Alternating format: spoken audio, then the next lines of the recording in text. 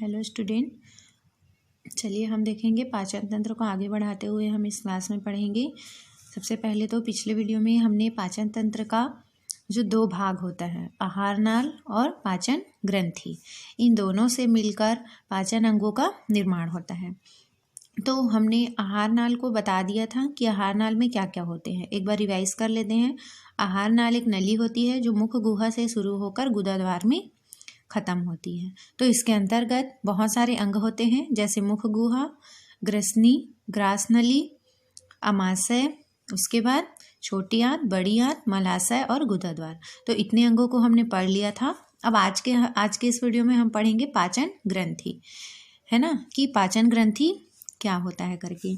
तो यहाँ पर जो पाचन ग्रंथि होती है वो ग्लैंड्स है ना, इसको क्या बोलते हैं, ग्लैंड्स कहते हैं, जो कि क्या करते हैं, भोजन के पाचन में मदद करते हैं। ये अंग होते हैं जो पाचन क्रिया को करने में जगह प्रदान करते हैं, ठीक है। और उस पाचन को करने में ये जो ग्रंथि होती है ना, ये हार्मोन्स या एंजाइम्स का क्या करते हैं, स्राव करते हैं, जिससे पाचन की क्रिया जो है वो पूर्ण होती है। तो पाचन जो ग्रंथियाँ हैं वो दो प्रकार की होती हैं, ठीक है। डाइजेस्टिव ग्लैंड्स 2 टाइप्स के होते हैं, जिसमें पहला होता है इंटरनल ग्लैंड। पहला होता है इंटरनल ग्लैंड, मतलब अंतः ग्रंथियां जो कि अंदर में उपस्थित होते हैं। और उसी तरीके से दूसरा होता है एक्सटर्नल ग्लैंड, ठीक है। इसको बोलेंगे बाह्य ग्रंथियां। इसको क्या बोलेंगे, अंतः ग्रंथि, और इसको क्या बोलेंगे, बाह्य ग्रंथि, ठीक। हमारे शरीर में 2 प्रकार की ग्रंथियां होती हैं, एक तो अंतः ग्रंथि और दूसरा बाह्य ग्रंथि। अंतः ग्रंथि जो होंगे वो आहार नाल के अंदर उपस्थित होंगे, इसलिए इनको इंटरनल ग्लैंड कहा जाता है।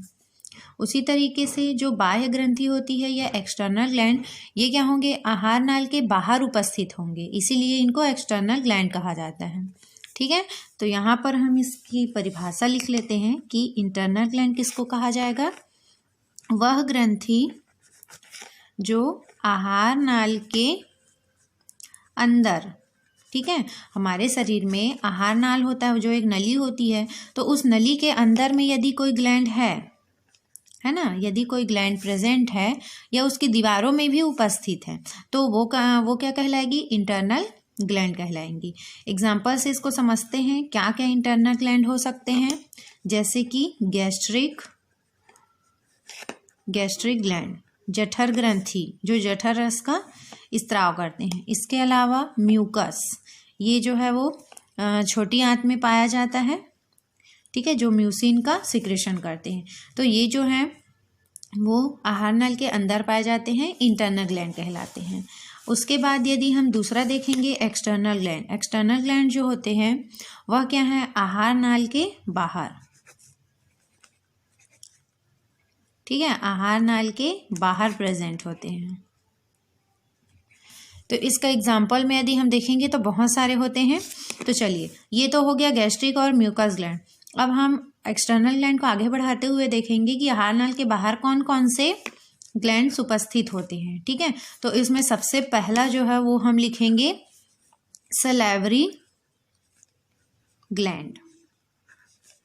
कौन सा ग्लैंड है ये, सलाइवरी ग्लैंड। सलाइवा किसको बोलते हैं, सलाइवा लार को बोला जाता है, ठीक है। तो जो लार ग्रंथि होती है, इसको हिंदी में बोला जाता है लार ग्रंथि। तो सबसे पहला हम एक्सटर्नल ग्लैंड के अंतर्गत देखेंगे लार ग्रंथि को। लार ग्रंथि कहाँ पाया जाता है, लार ग्रंथि जो है वह हमारे मुख गुहा में पाया जाता है ना, क्योंकि हमारे मुख में लार का निर्माण होता है। तो उस लार का निर्माण करने वाली ग्रंथियां क्या कहलाती हैं, लार ग्रंथियां कहलाती हैं।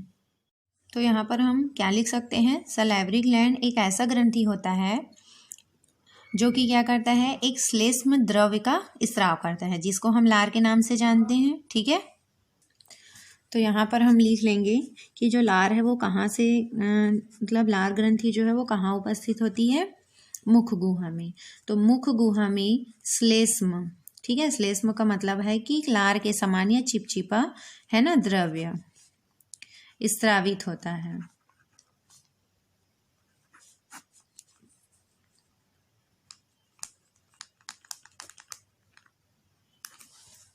ठीक है। तो इनका स्त्राव कौन करता है? लार ग्रंथि करता है।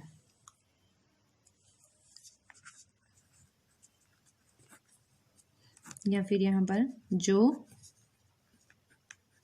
लार ग्रंथि द्वारा स्त्रावित होता है, ठीक है। तो लार का स्राव कौन करता है? लार ग्रंथि करते हैं। ये जो है वो 3 पेयर में उपस्थित होते हैं हमारे मुख पर। ये कितने पेयर में होते हैं? 3 पेयर में उपस्थित होते हैं। तो वो कौन कौन से होते हैं ये पहले देख लेते हैं ना। तो सबसे पहला होता है सब लिंगुअल, ठीक है। सबसे पहला जो लार ग्रंथि है वो 3 पेयर में होते हैं। तो सब लिंगुअल होता है। दूसरा होता है सब मैक्सिलरी,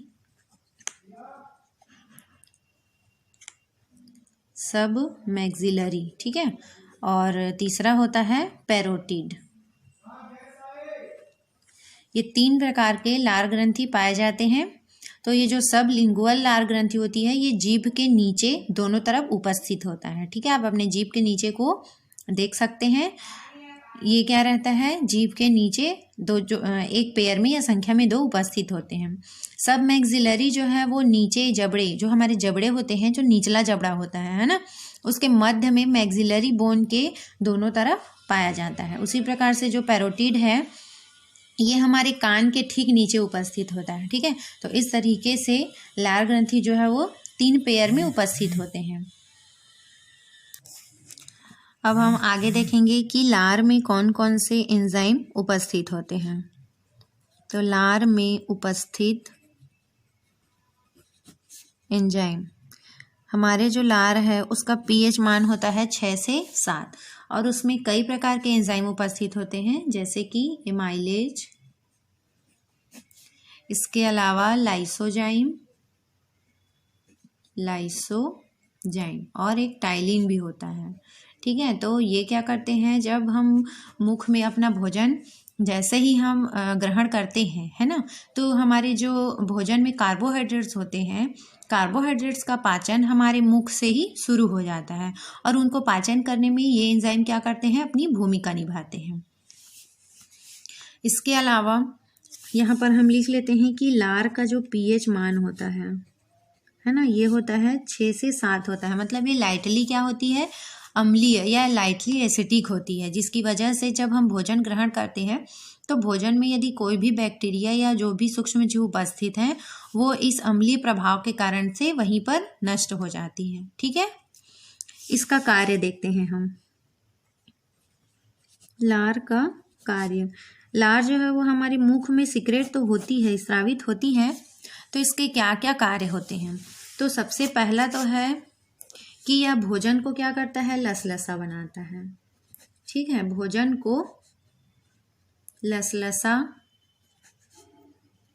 बनाकर भोजन को निगलने में मदद करती है ना। जीभ क्या है, भोजन को निगलने में मदद करता है, लेकिन यदि भोजन गीला नहीं रहेगा तो हम उसको निगल नहीं सकते। तो ये भोजन को लसलसा बनाकर निगलने में क्या करती हैं, हेल्प करती हैं, ठीक है। तो ये लार का हो गया पहला कार्य। इसके अलावा लार और क्या कार्य करता है, तो ये जो है वो जीभ और लिप्स है ना, यानी कि होठ, जीभ और होठ को नम बनाए रखते हैं। यदि लार नहीं होगा तो क्या होगा, हमारे जो जीभ है वो बोलने में हम वो पलट नहीं पाएगा और जो लिप्स हैं वो पूरी तरीके से क्या हो जाएंगे, सूख जाएंगे। तो लार जो है वो जीभ और होठ को नम बनाए रखता है, ठीक है। तो ये भी उसका कार्य है। इसी प्रकार से तीसरा है उच्चारण में भी मदद करता है। उच्चारण में कैसे मदद करता है, उच्चारण में जीभ जो है ना, तो जीभ हमें उच्चारण के लिए हेल्प करता है। तो जीभ गीला रहता है तभी वो क्या होता है, जल्दी जल्दी वो ऊपर नीचे या जीभ जो है वो हमारे पलटते हैं, जिससे हम उच्चारण कर पाते हैं। लेकिन यदि मुख अगर सूखा रहेगा तो हम उच्चारण नहीं कर पाते हैं। इसके अलावा ये क्या करता है, भोजन को स्वादिष्ट बनाता है, क्योंकि लार में जो एंजाइम उपस्थित होते हैं वो भोजन में घुलकर भोजन को क्या कर देते हैं और स्वादिष्ट बना देते हैं, ठीक है। तो ये भी एक कार्य होता है। एमाइलेज एंजाइम सिक्रेशन होता है, ठीक है। और इसके अलावा इसका एक और काम होता है, मुख और दांत, ठीक है, दांत की सफाई भी करता है।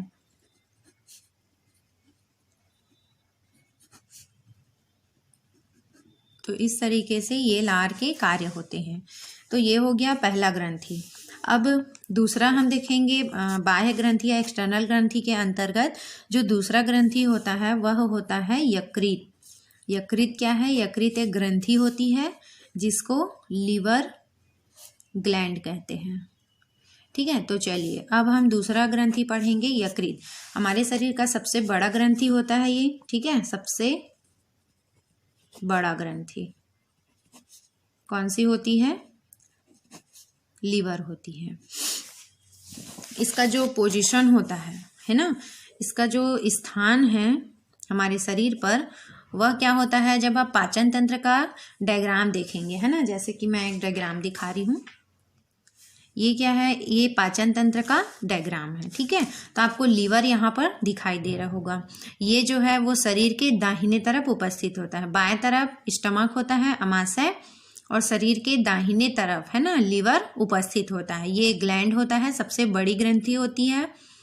इसके अलावा ये दो पिंडों से मिलकर बना होता है ना। लीवर का जो ये वाला ऐसे हिस्सा रहता है वो दो भागों में बटा होता है। एक ये भाग होता है और दूसरा ये वाला भाग होता है। ठीक है, तो दो पिंडों से मिलकर ये बना होता है। इसके चारों तरफ पेरिटोनियम है ना लेयर पाया जाता है। पेरिटोनियम मेम्ब्रेन का क्या पाया जाता है? एक लेयर पाया जाता है।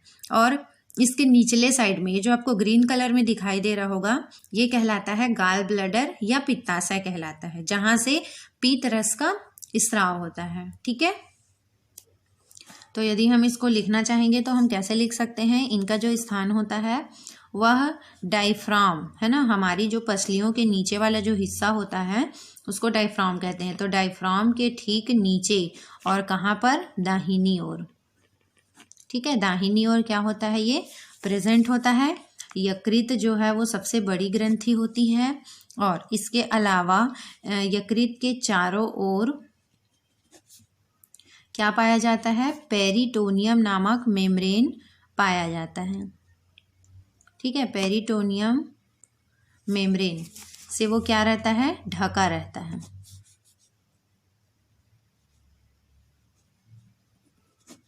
ढका रहता है।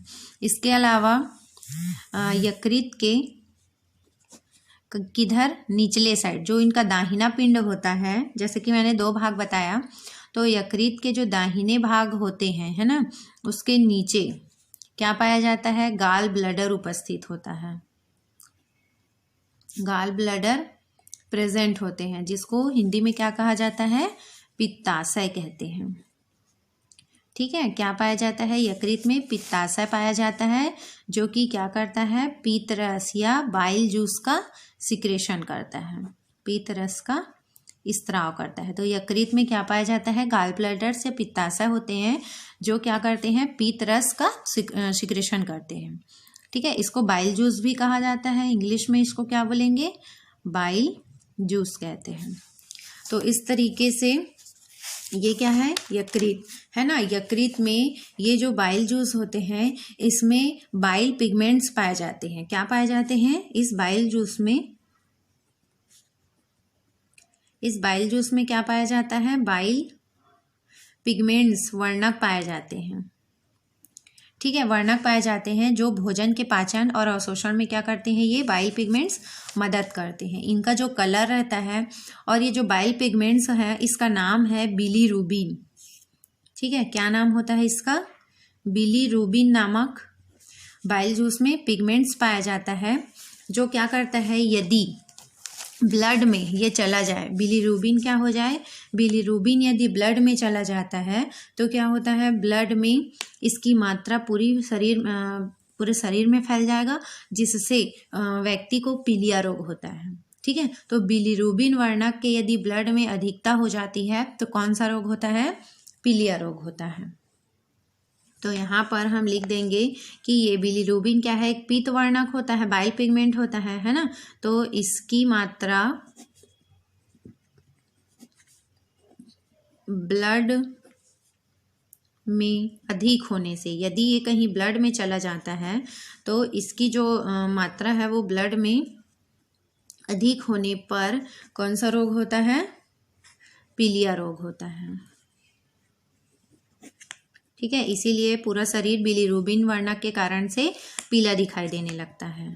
ठीक है, आप इस बात को याद रखिएगा कि जो पीलिया रोग होता है वो किस वर्णक के कारण से होता है? बिलीरुबिन नामक पिगमेंट्स या वर्णक के कारण से होता है, जो कि पीतरस में पाया जाता है। और पीतरस किससे सीक्रेट होता है? पित्ताशय से सीक्रेट होता है। ठीक है, तो इस तरीके से ये क्या है? लीवर।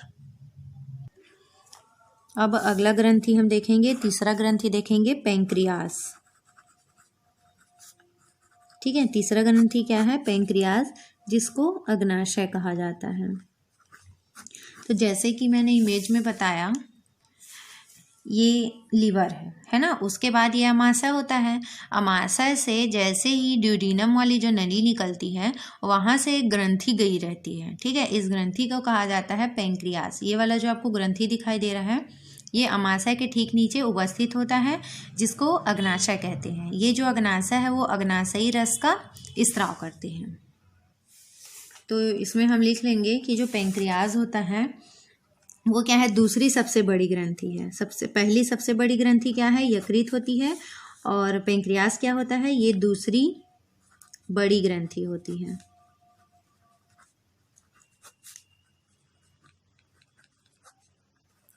ठीक है, तो ये कैसा रहता है? ये गुलाबी कलर के होते हैं, गुलाबी रंग के। और कौन से शेप में होते हैं? यू शेप में। ठीक है, यू शेप्ड में होते हैं इस तरीके से। उसके बाद ये जो पैंक्रियास होता है वो क्या करता है?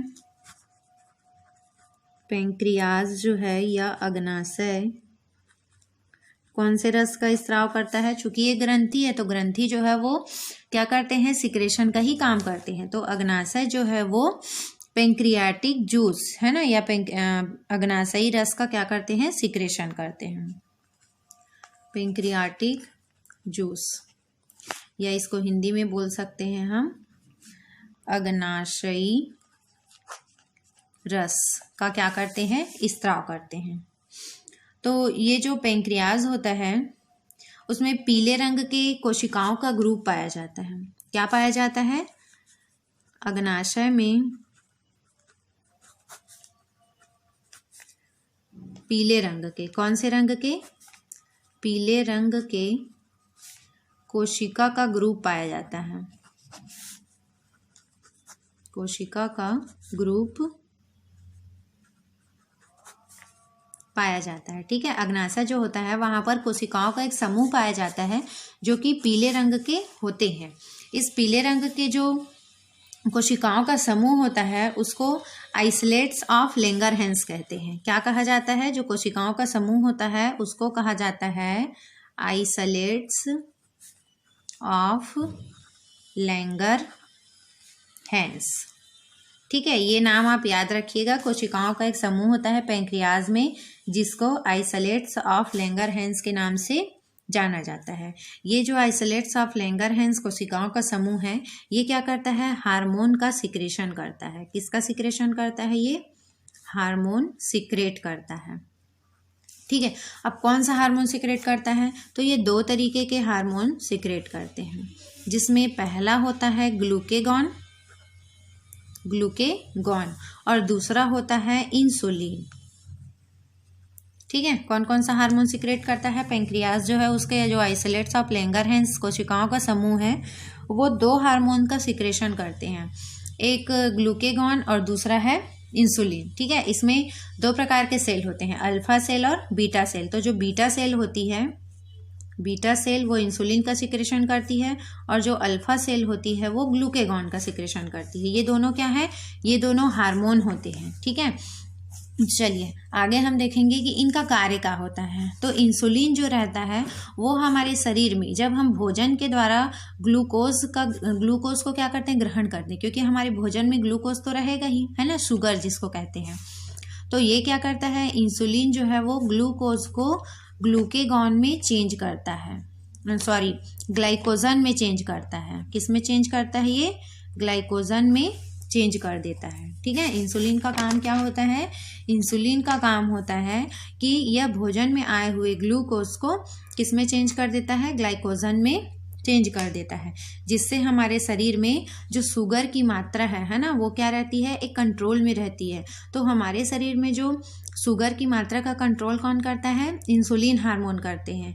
यदि इसी इंसुलिन हार्मोन की जब कमी हो जाती है ना, कमी, इंसुलिन हार्मोन की कमी से क्या हो जाता है? शुगर हो जाता है। व्यक्ति को क्या हो जाता है? शुगर, जिसको मधुमेह भी कहा जाता है या डायबिटीज भी कहते हैं। ठीक है, तो इंसुलिन रहता है तो वो हमारे ग्लूकोज को ग्लाइकोजन में चेंज कर देता है, जिससे हमारे शरीर में शुगर की मात्रा एक कंट्रोल में रहती है। लेकिन जब इसी इंसुलिन की मात्रा कम हो जाती है हमारे शरीर में, तो हमको क्या हो जाता है? शुगर हो जाता है। इसीलिए शुगर के पेशेंट्स को इंसुलिन का इंजेक्शन लगाया जाता है। ठीक है, तो इसके कमी को आप याद रखिएगा। इंसुलिन की कमी से शुगर या मधुमेह रोग या डायबिटीज होता है। इसके अलावा जो ग्लूकेगॉन है, ठीक है, ग्लूकेगॉन जस्ट इंसुलिन के विपरीत काम करता है। ये क्या करता है? जो ग्लाइकोजन होता है उसको किस में चेंज कर देता है? ग्लूकोज में चेंज कर देता है। तो इस प्रकार से इन दोनों हार्मोन्स का काम होता है। इंसुलिन ग्लूकोज को ग्लाइकोजन में चेंज करता है और ग्लूकेगॉन क्या करता है? जब हमारे शरीर में हमको ग्लूकोज की आवश्यकता होती है ना, जैसे कि हमको कई बार देखना चक्कर वगैरह आता है तो हम क्या करते हैं? ग्लूकोज का घोल पीते हैं, है ना, जिसको शुगर के नाम से भी जाना जाता है, या चीनी वगैरह खाते हैं। तो ग्लूकेगॉन की जब कमी हो जाती है, ये हार्मोन्स यदि कम हो जाते हैं, तो हमारे शरीर में जो ग्लाइकोजन है वो ग्लूकोज में चेंज नहीं हो पाता, जिससे हमारे शरीर में शुगर की कमी हो जाती है। तो ये दोनों क्या करते हैं? शुगर की मात्रा को बैलेंसिंग रखते हैं। ठीक है, यदि इंसुलिन नहीं रहेगा, ग्लूकेगॉन है, तो क्या होगा? ये जल्दी जल्दी ग्लाइकोजन को ग्लूकोज में चेंज कर देगा, जिससे शुगर हो जाएगी। इसीलिए इंसुलिन क्या करता है? इस ग्लूकोज को वापस ग्लाइकोजन में चेंज कर देता है। ठीक है, तो इस तरीके से ये क्या होती है? इन दोनों का काम होता है। तो ये तो हो गया तीसरा ग्रंथि, पैंक्रियास। इस प्रकार से हमारे शरीर में बाह्य ग्रंथि के रूप में 3 ग्रंथियां हमने पढ़ा। सबसे पहला पढ़ा सलाइवरी ग्लैंड, दूसरा है लीवर ग्लैंड और तीसरा है पैंक्रियास। ठीक है, ये क्या है? ग्रंथि होती है जिससे 2 हार्मोन सीक्रेट होते हैं, इंसुलिन और ग्लूकेगॉन। आप यदि इसके कार्य अगर पूछा जाता है, अग्नाशय का कार्य या पैंक्रियास का कार्य, तो आप इसी को लिख सकते हैं कि ये इंसुलिन और ग्लूकेगॉन का क्या करता है? सिक्रेशन करता है। ठीक है, इसके साथ आप ट्रिप्सिन, एमाइलोप्सिन सिक्रेशन करता है। ठीक है, तो इस तरीके से यहाँ पर पाचन ग्रंथि जो है वो कंप्लीट होती है। आगे की हम वीडियो में देखेंगे पाचन क्रिया किस तरीके से होता है।